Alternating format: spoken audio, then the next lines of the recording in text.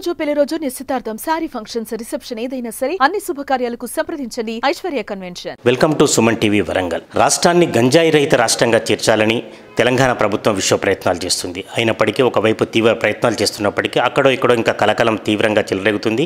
సెలబ్రిటీలు కావచ్చు, కళాశాలలు కావచ్చు, ఈ నార్కోటిక్ సంబంధించింది ఎప్పుడు ఏదో ఉదంతం ప్రతిరోజు జరుగుతుంది. మరి ఇలాంటి పరిస్థితులలో వరంగల్లో రాష్ట్ర ముఖ్యమంత్రి రేవంత్ రెడ్డి ఇటీవలే ప్రారంభించారు.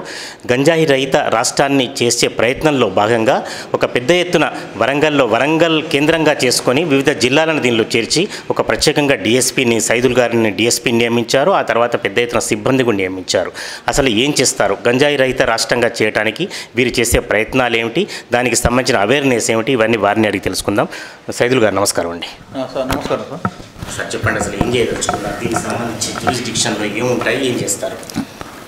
ముఖ్యంగా సార్, ప్రభుత్వ సంకల్పం ఏంటంటే మన రాష్ట్రంలో ఎలాంటి గంజాయి కానీ సైకోథెరపిక్ సబ్స్టాన్సెస్ అనేది ఏది కూడా ఉండకుండా నిర్మూలించాలనే ఒక సంకల్పంతోనే ప్రభుత్వం మాకు నార్కోటిక్ బ్యూరోకు ఒక డీజీ లెవెల్ ఆఫీసర్ గారిని నియమించడం జరిగింది.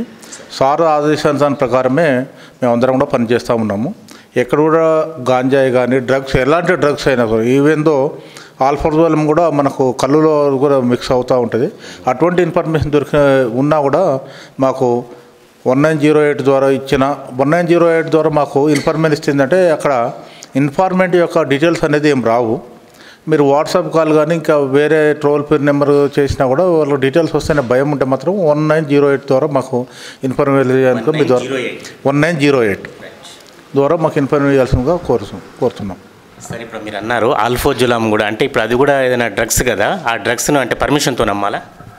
నో, అది permission, that is also one of the band drug. అది దాంట్లో మిక్సింగ్ ఏంటంటే కళ్ళులో అవుతుంది. కళ్ళు అనేది ఏంటంటే మన పేద ప్రజలు మన గ్రామాలలో ఉన్నటువంటి వాళ్ళే తాగుతారు కాబట్టి అది అనేది గాంజాయి కానీ ఆల్ఫాజోలం అనేది ఈజీగా అవైలబుల్ ఉంటుంది. ఈజీగా పేదవాళ్ళు సేవించే దాంట్లో కలుపుతారు కాబట్టి అటువంటి ఏమైనా జరిగినా తాగినట్టు అనిపించినా కూడా తాగే వాళ్ళకు ఇన్ఫర్మేషన్ ఉన్నా కూడా మాకు చెప్తే ఇన్ఫర్మేషన్ని మాత్రం గోప్యంగా ఉంచేసి వాళ్ళ మీద చట్టపరమైన యాక్షన్ తీసుకుంటాం. సార్, మీకున్న అవగాహనలో గంజాయి ఎట్లా సరఫరా అవుతుంది ఎక్కువగా? గాంజాయి అనేది మనకు మ్యాక్సిమం మన రాష్ట్రంలో ఎక్కడ కూడా సాగులో అనేది లేదు.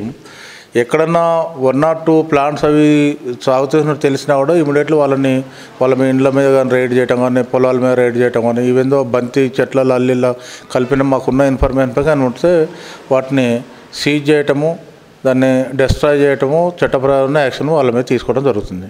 సార్, వరంగల్ పరిధిలో ఎంతవరకు వస్తుంది జ్యూరిస్డిక్షన్? ఈ పోలీస్ స్టేషన్ అనేది రాష్ట్రంలో 4 పోలీస్ స్టేషన్లు ఎస్టాబ్లిష్ అయింది. గవర్నమెంట్ ఇచ్చిన జీవో ప్రకారం 4 పోలీస్ స్టేషన్లు.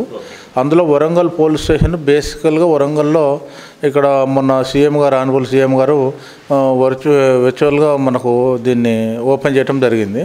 మా యొక్క పరిధి వచ్చేసి వరంగల్ కమిషనరేటు, భూపాలపల్లి, ములుగు, తర్వాత మహబాదు, ఈ 4 జిల్లాలు అనేది వస్తున్నది. తర్వాత అదేవిధంగా పోలీస్ జ్యూరిడిక్షన్ వచ్చేసేసి భద్రాచలం, కొత్తగూడెం మరియు ఖమ్మం కమిషనరేట్ కూడా పోలీస్ జ్యూరిడిక్షన్కి వస్తుంది. సార్, కేవలం పట్టుకుండు తర్వాత ఎంక్వైరీ చేయటము, సాగుది ఇవన్నీ పసిగట్టడం ఇవే కాకుండా ఇప్పుడు మీరు అన్నారు కదా అవేర్నెస్ కార్యక్రమాలు ఏ విధంగా కొనసాగనున్నాయి? ఈ అవేర్నెస్ ప్రోగ్రామ్ అనేది మా డైరెక్టర్ గారి యొక్క ఆదేశానుసార ప్రకారం సార్ యొక్క సూచనలు మెయిన్ ఏంటంటే ఒక ఓన్లీ యాంటీ నార్కోటిక్ వాళ్ళతోనే కాకుండా వివిధ రకాలైనటువంటి ఎన్ఫోర్స్మెంట్ డిపార్ట్మెంట్స్ కూడా ఉన్నాయి. ఎక్సైజ్ డిపార్ట్మెంట్ కానీ, లోకల్ పోలీస్, సివిల్ డిపార్ట్మెంట్, మేము రెవెన్యూ వాళ్ళని కూడా మాలో మమేకం చేసి వాళ్ళకు కూడా ఏ విధంగా మనం వాటిని ఎరాడికేట్ చేయాలి. స్టూడెంట్స్ కూడా కొంతమంది స్టూడెంట్స్ని చూజ్ చేసుకుని ఇంజనీరింగ్ స్టూడెంట్స్ కానీ, ఇంటర్మీడియట్ కానీ, తర్వాత హై స్కూల్ లెవెల్ పిల్లలకు కూడా కొంతమంది ఎరాగా వేసేసి వాళ్ళకి అమ్మేందుకు ప్రయత్నిస్తున్నారు. నాట్ ఓన్లీ గాంజాయి రూపకం కాకుండా చాక్లెట్ రూపకం కూడా అమ్మటం జరుగుతూ ఉంటుంది. కాబట్టి అటువంటి వాళ్ళని దానికి దూరంగా ఉంచేందుకు ముందుగా మేము ఎడ్యుకేషన్ ఇన్స్టిట్యూట్స్ని తీసుకున్నాము.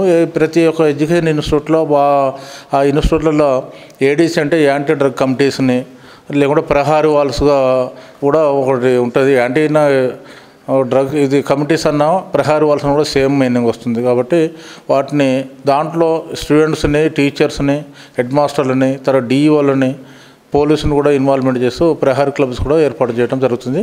ఈ యొక్క మత్తు పదార్థాలు సేవిస్తే దానివల్ల జరిగే పరిణామాలు ఏంది, అవి ఎక్కడెక్కడ పనిచేస్తున్నాయి, మనిషి మీద ఏ ఆర్గన్స్ మీద పనిచేస్తుంది, మనిషి యొక్క విచక్షణ ఏ విధంగా ఉంటుంది, ఏ విధంగా వాళ్ళు బిహేవ్ చేస్తారని కూడా వాళ్ళకు తెలియజేసి మా డైరెక్టర్ గారు ప్రభుత్వ ఆదేశానుసార ప్రకారం ఏర్పాటు చేసినటువంటి డాక్యుమెంటరీ ఫిలిమ్స్ కూడా పిల్లల్లో చూపించేసేసి వాళ్ళు మోటివేట్ చేసి గాంజాయికి దూరంగా ఉంచేందుకు ప్రయత్నం చేస్తున్నాం.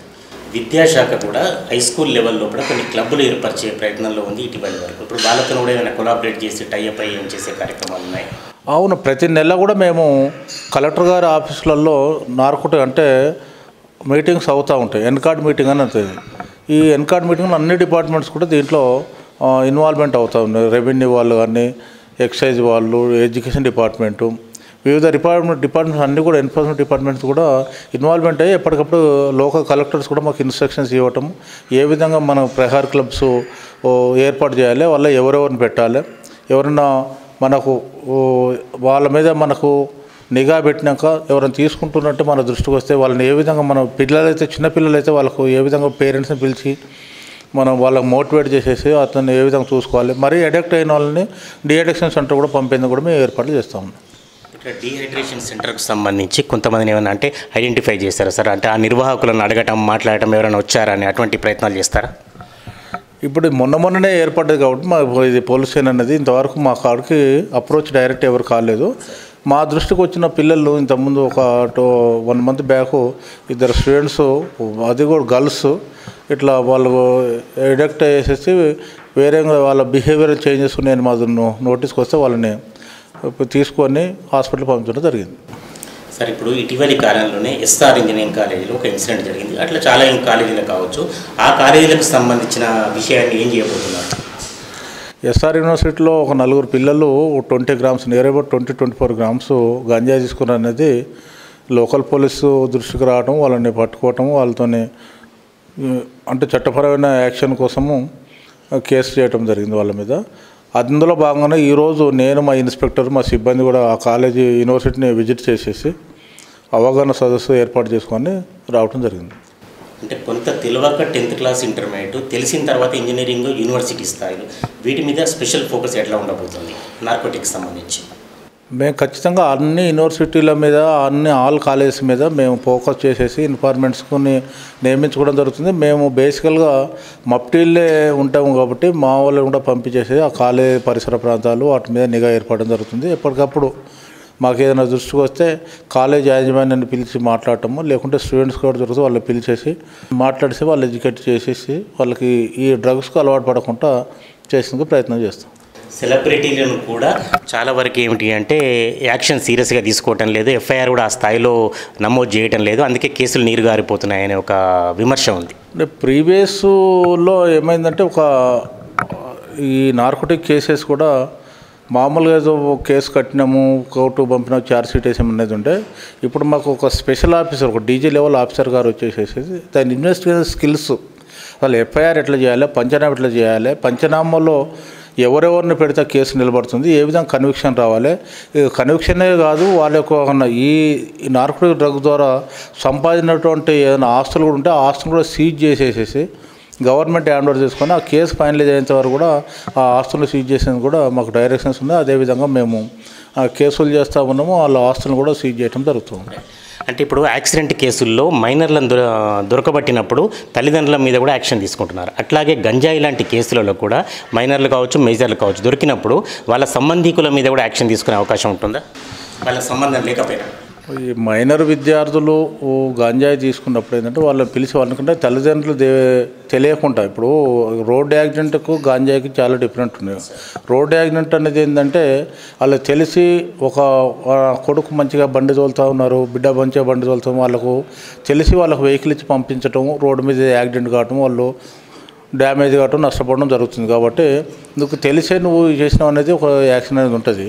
ఈ గాంజా ఇవనేది అంటే వాళ్ళకు తెలియకుండా, పేరెంట్స్ తెలియకుండా ఫ్రెండ్స్ ద్వారా సొసైటీలో ఎవరినో ఒకళ్ళు చూసేసి వాళ్ళని అనుకరించేసేసి అలవాటు చేసుకుంటే వాళ్ళని పిలిచేసి కౌన్సిలింగ్ చేసి పేరెంట్స్ కూడా చెప్పేది ఈ అబ్బాయితోనే మీ ఓడు ఈ విధంగా గంజాయికి అలవాటు పడి లేక మత్తు పదార్థాలు తీసుకుంటున్న మా నోటీస్కి వచ్చింది, అదే మీ నోటీస్ తీసుకొని పిల్లవాడిని మంచిగా చూసుకోండి అని చెప్తాం. అయినా కూడా అతను మారలేదంటే విత్ పేరెంట్స్ కాన్సర్న్తోనే డిఅడిక్షన్ సెంటర్స్ కూడా పంపించేసి వాళ్ళకు ట్రీట్మెంట్ కూడా చేయించడం జరుగుతుంది. సార్, ఇంత తక్కువ సిబ్బందితో ఇన్ని జిల్లాలకు ఈ కార్యకలాపాల మీద నిఘా పెట్టే అవకాశం ఉందా? ఇన్ని తక్కువ సిబ్బంది అంటే మాకు ఉన్న తక్కువ సిబ్బందితోనే ఎక్కువ భాగం మేము లోకల్ పోలీస్తోని, తర్వాత ఎక్సైజ్ పోలీసు వాళ్ళతోని, ఆల్ డిపార్ట్మెంట్స్తో మేము సంబంధాలు ఏర్పరచుకొని ఎక్కడికప్పుడు, ఎందుకంటే ఓన్లీ పోలీస్ స్టేషన్ 4 కావచ్చు, బట్ ఏంటంటే ఆర్ఎన్సిసిస్ అనేది ఇంకా వేరే ఒక ఇవి ఉన్నాయి. ఆర్ఎన్సిస్ మీన్స్ నార్కోటిక్ రీజనల్ సెల్స్ అనేది కూడా ఉన్నాయి స్టేట్ లెవెల్ మొత్తం కూడా, వాళ్ళు కూడా చేస్తారు. ఇప్పుడు నేను ఎగ్జాంపుల్ నాకు వరంగల్ పోలీస్ స్టేషన్ ఉన్నది. ఈ వరంగల్ పోలీస్ స్టేషన్లో ఒక డిఎస్పీ లెవెల్ ఆఫీసరు, 2 ఇన్స్పెక్టర్సు, 3 ఎస్ఐలు, remaining 8 constable, 4 head constable, 7 constables ఉన్నారు.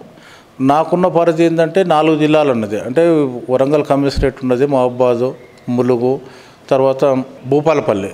ఇవనేది భూపాలపల్లి కూడా ఈ 4 వస్తాయి. పోలీస్ అండ్ జ్యుడిషియల్ వచ్చేసేసి ఖమ్మం కమిషనరేట్ ఉంది, భద్రాద్రి కొత్త ఉన్నది. అంటే ఖమ్మం కమిషనరేట్కు ఇంకొక డిఎస్పీ లెవెల్ ఆఫీసరు ఆయన సిబ్బందితో ఆయన పనిచేస్తూ ఉంటాడు.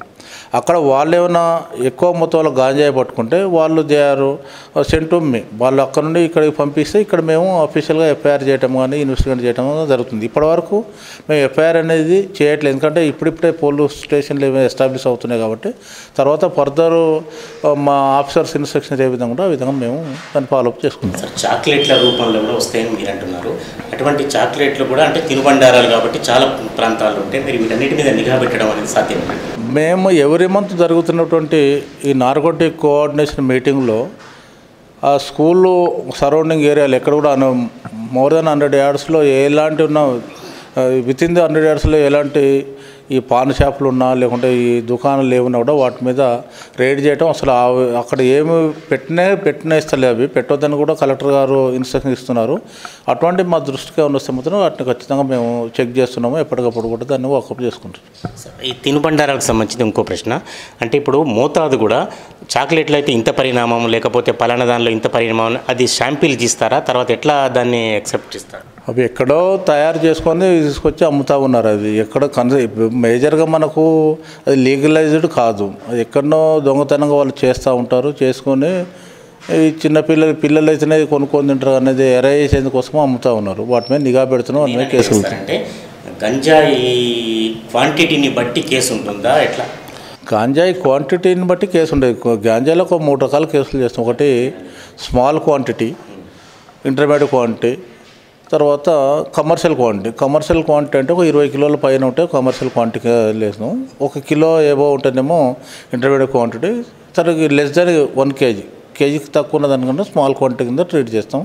3 రకాల కేసులు చేస్తాం. దాన్ని బట్టే వాళ్ళకు ఇన్వెస్టిగేషన్లో తర్వాత వాళ్ళకు పడే శిక్షలు కూడా అదే విధంగా ఉంటాయి. సార్, ఇంత జరుగుతున్న వరంగల్ సిపి పరిధిలో కూడా చాలా కేసులు జరుగుతున్నాయని సిపి గారు చాలాసార్లు ప్రెస్ మీట్లో కూడా చెప్పారు. ప్రత్యేక ఫోకస్ ఏమైనా వరంగల్ మీద పెట్టబోతున్నారు? పెద్ద నగరం ఇది. ముఖ్యంగా సిపి గారు బాగా ఫోకస్ చేస్తాను. మన వరంగల్ కమిషనరేట్లో సారు ఫోకస్ చేయటము కాదు, సారు ఒక దగ్గర ఒక స్పెషల్ ఫోర్స్నే అరేంజ్ చేయడం జరిగింది సిపి గారు. ఇప్పటిదాకా కూడా మేము సిపి గారి దగ్గరనే వారి యొక్క కన్సర్న్లో పనిచేస్తూ ఉన్నాము. డైరెక్టర్ గారి ఆదేశానుసార ప్రకారము సార్ కూడా సిపి గారు మేము ఏదైతే ఎన్ఫోర్స్మెంట్ చేస్తున్నామో వాళ్ళు కూడా అదేవిధంగా ఒక స్పెషల్ వింగ్నే అరేంజ్ చేసేసి సారు కేసులు చేపిస్తూ ఉన్నారు. సిపి కమిషనర్ సైదుల్ గారు, చివరిగా చెప్పండి, అంటే గంజాయి రహిత రాష్ట్రంగా చేయాలని ప్రభుత్వం ప్రయత్నిస్తుంది, మరోవైపు మాత్రం వేరువేరు కారణాల వల్ల పెరిగిపోతుంది. ఇలాంటి పరిస్థితులలో ప్రజలకు కానీ లేకపోతే ఇలాంటి సప్లై చేసే వాళ్ళకి కానీ వాడే వాళ్ళకేం చెప్తారు? గంజాయి రహిత రాష్ట్రంగా నాట్ ఓన్లీ గంజాయే కాదు, ఎలాంటి సబ్స్టాన్సెస్ మాదక ద్రవ్యాలు మన రాష్ట్రంలో ఉండకూడదు అనేదే ప్రభుత్వం ఒక సంకల్పం. ప్రభుత్వం ఒక సంకల్పంలో మేము భాగస్వాములుగా మాకు అన్ని ఇన్ఫ్రాస్ట్రక్చర్స్ ప్రభుత్వం కల్పిస్తూ ఉన్నది. ఈ కల్పించడంలో ఈ యొక్క గంజాయి వల్ల జరిగే దుష్పరిణామాల గురించి ప్రజలకు తెలియపరుస్తూ ఉన్నాము, స్టూడెంట్స్కి తెలియపరుస్తున్నాము. ఈ విధంగా మా డైరెక్టర్ గారు విలేజ్లలో కూడా పోయేసి ఈ డ్రగ్ అవేర్నెస్ క్యాంప్స్ పెట్టాలనేది కూడా చెప్తా ఉన్నారు. ఇప్పటి నుండి గ్రామాలలో కూడా ఈ డ్రగ్కు సంబంధించినటువంటి అవేర్నెస్ ప్రోగ్రాములని మేము కంటిన్యూ చేస్తాం.